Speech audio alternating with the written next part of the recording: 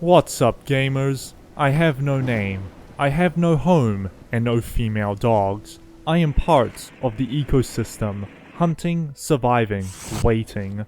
A lot of waiting, and I will one day perish myself, only to be cannibalized by my own species. My life is one of many in this open world dino sim, The Isle, a game made for the subset of the furry community that gets bullied by the furry community and everyone else, including the 16 Australian millionaires and Middle Eastern oil rig owners that have a fraction of the time. Right out the gate, 10 out of 10. Run. The Isle is a dinosaur simulator in which you roleplay the life of various dinosaurs, and the entire game is built around surviving, thriving, loving, and getting spawn killed. It's a magical experience, especially when you lose 6 hours of progress trying to level up a Dinosuchus. Pain so intense that I only bothered to play Pterodon to cope and seethe. You will starve and lose progress. You will have no idea where you're going. You will listen to whatever ear stimulation you can provide yourself in order to not go insane. However, you should know that not every dinosaur you see is available, as there are two distinct versions of the game. The long deceased legacy version, now only seen through the ancient times of 2016. Good times. And the new version, Irima. My memory isn't fully reliable, but if I remember, the switch to Irima was due to engine limitations on the legacy engine, making the addition of flying dinosaurs nothing more than a distant dream for the common rabble, while we lived vicariously through the YouTubers who could play the Quizler deck. As such, many of the original dinosaurs have yet to be added, as well as many of the features. After 8 years, I can finally ERP with my scaly comrades. As you can tell, The Isle has a very big emphasis on realism. Just like in real life, surviving without parents is much harder. Not getting your preferred diet slows your growth. Bones exist? Maybe, who knows? I don't know, which is perfectly captured in this 24 FPS gameplay. There are a few systems every dinosaur has to manage. Your thirst, stamina, diet, gore, scent, reproduction, and hunger. 2015 this game was released. I jest. As we get more specific to each dinosaur, there'll be additional mechanics for each. These, however, are your bread and butter. Thirst and hunger are pretty self-explanatory. You sippy from the lake to satiate, and you hunt or find food to not starve. If you play a herbivore, I'm sorry you're stuck spending 4 hours trying to eat pebbles and weeds. Stamina makes you go faster, but it takes some time for it to regenerate, so use it wisely. Diet. Every animal has a preferred diet, marked as symbols right here. Light up all three to get some very nice benefits, from stamina regen, health regen, and the best one, a 50% growth rate increase. As you lose your preferred diet, the buffs will diminish. If you start going into the negative, your stats are going to look like this. I don't recommend this. Gore. You can break and fracture your bones, causing all kinds of issues. Thankfully, this isn't America, but breaking your bones makes you very slow. Additional effects can include bleeding. These injuries require you to rest. Bone breaking can also be used by both herbivores and carnivores, as hitting the leg drastically slows down your opponent, making flanks and baiting out attacks much more laxed on your own stamina consumption, or just to run away, unless you're a Dinosuchus, in which case you drag them into the depths of the river. Good stuff. The gore system also refers to the act of ripping apart dead dinosaurs for specific nutrients such as hearts, intestines, stomachs, and lungs. Scent. With the absence of hygiene, the scaly musk shall permeate throughout the land. Scent allows you to smell the location of food and water, and even the specific type of food. If you get closer to blood or meat, you'll see a red mist. If you see, well, I don't play herbivores, so I wouldn't know. And reproduction. When two players ERP hard enough, they can have an egg, and another real-life player can request to become your baby. That's right, your survival is dependent on other players' competency. Luckily, this game is a second job, so more often than not, most players know what they're doing. Whether they want to or not is another question. I suppose I should clarify. This game has quite the time commitment. It's not massive, but that arguably makes it worse. Every dinosaur has a growth time from infant, juvenile, subadult, and adult. Simple enough. Usually, the smaller dinosaurs have smaller growth times, about an hour on average. But some, like a certain semi-aquatic reptilian predator, can at best with a perfect diet be around 3 hours. Or at worst, you're looking at 10 hours. If you don't know what you're doing, that's going to be a very long 10 hours, because this game's content is dependent on other players. You hunt other players, you stalk other players, you battle other players, you escape other players, you group party with other players. The players are the content. And 100 players means nothing on a map this large.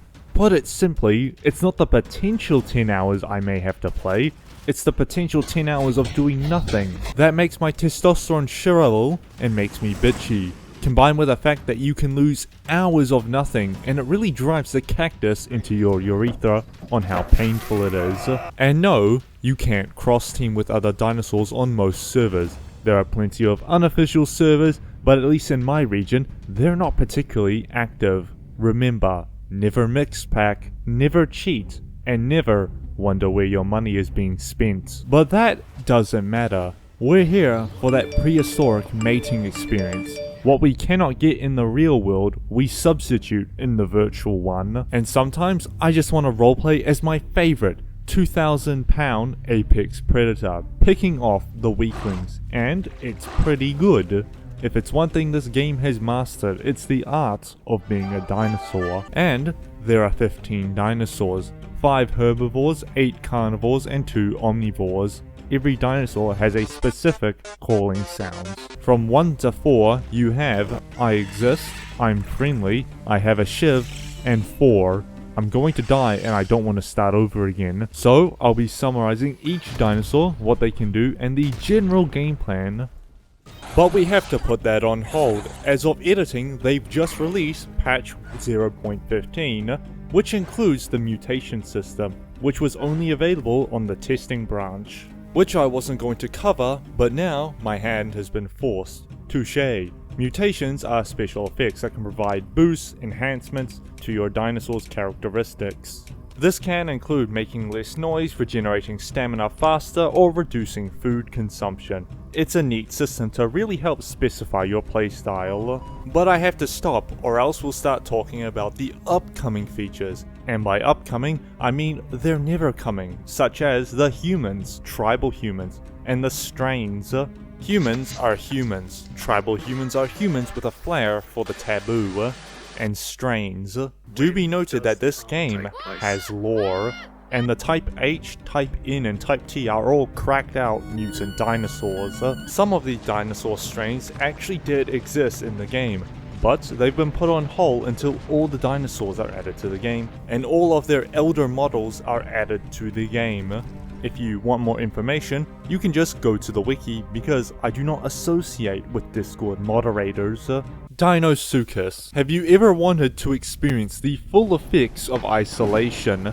Dinosuchus is one of 2 aquatic animals that is playable. Your life is bound to the rivers. Patience is key. You must master the stillness of snow, the awareness of a bat, and the precision of an arrow. Right-clicking allows you to lunge forth, either killing, damaging, or outright grappling another player. This accounts for 5% of your playstyle. The rest is cannibalizing your fellow deceased Dinosuchus, covering yourself in algae, and hunting fish. Overall, I've been stuck in this lake for 3 hours. Pterodon. Do you like flying? What about fish? Pterodon is my personal favorite. Speed, time, and safety. The drawback being that you can't fight anything tougher than an anorexic gnome. You can also get fish from these spouts of fish. Just don't fall in, because the chance of a predator lurking under the river should never be underestimated. Remember, The chance to swap your race is low, but never zero. Hypsilophone. Do you like speed? By chance do you mean gas, you degenerate heathen? Being one of the smaller dinosaurs gives you the unseen power to jump. The defining tool, however, is its spit. Hold right click and aim, let go and reverse the trajectory of your stomach fluids. Be warned that your food also counts as stomach fluids. Also, some herbivores are capped at 20% nutrients. You cannot exceed past this limit. Ceratosaurus. Do you like snapping bones? What about teamwork? How about team coordinated bone breaking? Like the famous Pixar quote goes, teamwork makes the dream work. That is until one of you gets hungry. Look, cannibalism is horrible, but losing my progress is even worse. Ceratosaurus is one of the much larger carnivores, and it isn't that picky. Bones, rotting flesh. Ideally, you want to be part of a pack. This goes for most dinosaurs, but the Ceratosaurus really wants teammates because you don't really excel. You're more of a C- kind of guy. But even a C- can scare an A+. If you've got 4 C-. I'll never forget you, Jack the Gripper. The best way to describe Ceratosaurus is like an Italian criminal organization. Just like how they'll suggest you give them money for protection, the Ceratosaurus will suggest that your meal becomes my meal on the basis of me being bigger than you. Carnotaurus. Remember Hypsilophone? This is its cooler, bigger, and faster cousin. The Carnotaurus is the fastest land animal in the game. Nothing can outrun you. Unfortunately, Viagra hasn't been invented yet. You may be the fastest dinosaur, but the cooldown means every hunt has to have maximum commitment. Also, with all that speed, it would be heresy not to have a charge attack. Use it to stun or outright knock opponents down. And lastly, just like how people would describe themselves as temples, you are a Devil 16. Just remember that steering wheels haven't been invented yet. Omniraptor. I need to know why it prioritized my group team members instead of the crocodile. For what reason? Raptors are the definitive pack hunters. Low maintenance, easy to grow, but still long enough to make even an East Asian Chinese scam of an MMO blush. Right click to pounce. You'll attach yourself to the general side of your prey and start mewing away. And like any pack hunters, you'll whittle down your prey, or just scavenge like the rest of us. Question. Why is it that I can't rejoin my ragtag crew of raptor homies after I die? Because clearly, why create those features when Discord can suffice, my fellow gamers? If you pounce on a target smaller than you, you'll do this special grab animation. Stegosaurus and Tenontosaurus. Yes, I'm putting them in the same segment as they're functionally the same. Don't let them near your head. Find a herd, because if you don't, your cavities will not be exclusive to your teeth. And use your tail to defend yourself. If you haven't got horns, you get a consolation kick. Also, you're pretty large. Significantly large. As in, your idea of a full sprint marathon consists of running full speed to your refrigerator and almost passing out before getting your daily Pepsi injection. That being, your fat ass is not outrunning anyone. Also, I was wrong about herbivore nutrients. Herbivores can max out their hunger, but munching grass as your only source of nutrients will stunt your IQ. Fruits found on trees will fill your hunger and give diet benefits. There are other dinosaurs, but I either don't care nor don't want to play, so instead I will pre-tell you some of my adventures, starting with the life of an Omniraptor. I had just hatched from my egg, and like a child from the Congo, I was rapidly starving. Naturally, as an act of good faith, I started role-playing with my fellow Raptors. Life was tranquil. Life was beautiful. Then I realized that my father was taken by me to the streets. Even worse, life reminded me that I still have a real life. So, I had to AFK for a few minutes. 5 minutes later, and I come back to the site of dead raptors. Apparently, 2 Ceratosaurus waltzed in, killed everyone, and left. There were about 9 of us before, now there's 4, and 1 unfortunately passed away due to gravity. We decided it would be best if we relocated somewhere else. and unfortunately, we lost another to the effects of gravity. And as if 2 losses to the unrelenting force of cosmic pull, I almost became a victim of said circumstance. We travelled, scavenged, and met up with our now reincarnated mother thanks to the power of Discord and their many kid molesters, or as they're known locally, Minecraft YouTubers. Things were starting to shape up again, until I met this fat lard of a reptilian and died to the infamous Ping Heart Grapple, and I never saw them again. My next adventure fared a lot better. I packed up with some fellow Ceratosaurus. We mainly just scavenged rotten remains because even with 100 players, you'll feel as if you're playing a single player game. Food was getting low, so we headed back to the beach. There was a corpse here and it was glitched under a rock, but desperate times call for desperate measures. By pure luck, I found a specific spot I could munch, took some bites and let my teammate have them, and then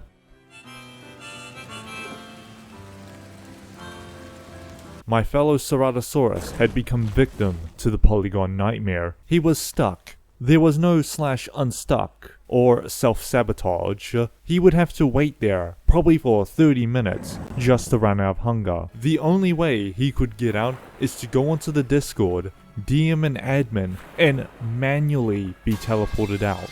And it's just a shame because after this recent patch, they just added an unstuck command. After much travel, we found another Ceratosaurus to join our pack while our old friend would get in contact. We traveled in search of food, but every time it was in the water. That's where the crocodiles are. We were starving. I wasn't sure if we were going to make it. And then, as my hunger dried up, my teammate, by sheer luck, found a dead stego untouched. Like a priest, we violated its holes until our stomachs were full, had an intense encounter with a Dilophosaurus who could easily sit on that head, and even our old pal found his way back to us. Then we chilled out in the rain and this time I got to leave on my own terms. As assured, the sweatshop never stops production. You all have a heart of gold that holds no soul, and enjoy your next video.